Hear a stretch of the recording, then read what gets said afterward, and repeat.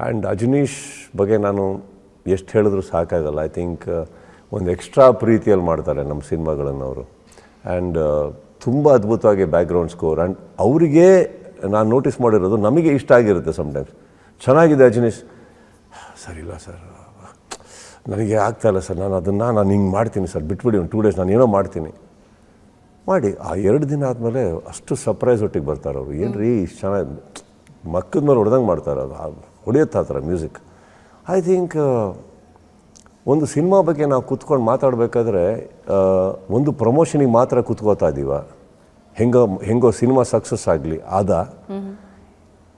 ಇಲ್ಲ ಈ ಟೀಮ್ನ ನಾನು ಅಷ್ಟು ಇಷ್ಟಪಟ್ಟು ಮಾಡಿರೋ ಸಿನಿಮಾ ಇವರೆಲ್ಲರ ಪರವಾಗಿ ಕೂತ್ಕೊಂಡು ಮಾತಾಡಬೇಕಾ ಅಂತ ಬಂದರೆ ಇವತ್ತಿಗೆ ನಾನು ಕೂತ್ಕೋತಾ ಇರೋದು ನನ್ನ ಟೀಮಿಗೋಸ್ಕರ. I think more than promotion everybody should learn. ನಾವೂ ಒಂದು ಒಳ್ಳೆ ಟೀಮ್ ಇದ್ದು ಒಂದೇ ಮನಸ್ಥಿತಿಯಲ್ಲಿ ಎಲ್ಲರೂ ಸೆಟ್ಟಿಗೆ ಹೋದರೆ ಎಷ್ಟು ಖುಷಿಯಾಗಿ ನಾವು ಸಿನಿಮಾ ಮುಗಿಸ್ಬೋದು. ಸಿನಿಮಾ ಮುಗಿಯೋದು ಭಾಳ ಇಂಪಾರ್ಟೆಂಟ್ ಆಗುತ್ತವ. ನಾನು ಎಷ್ಟೇ ಖುಷಿಯಾಗಿ ಸ್ಟಾರ್ಟ್ ಮಾಡಿ ನಾವು ಅನುಭವಿಸಿದ್ದೀವಿ, ಸಿನಿಮಾ ಮುಗಿಯೋದ್ರೊಳಗಡೆ ಮನಸ್ತಾಪಗಳು ಬಂದಿರ್ತವೆ, ಯಾರ್ಯಾರಿಗೋ ಜಗಳ ಸ್ಟಾರ್ಟ್ ಆಗಿರುತ್ತೆ.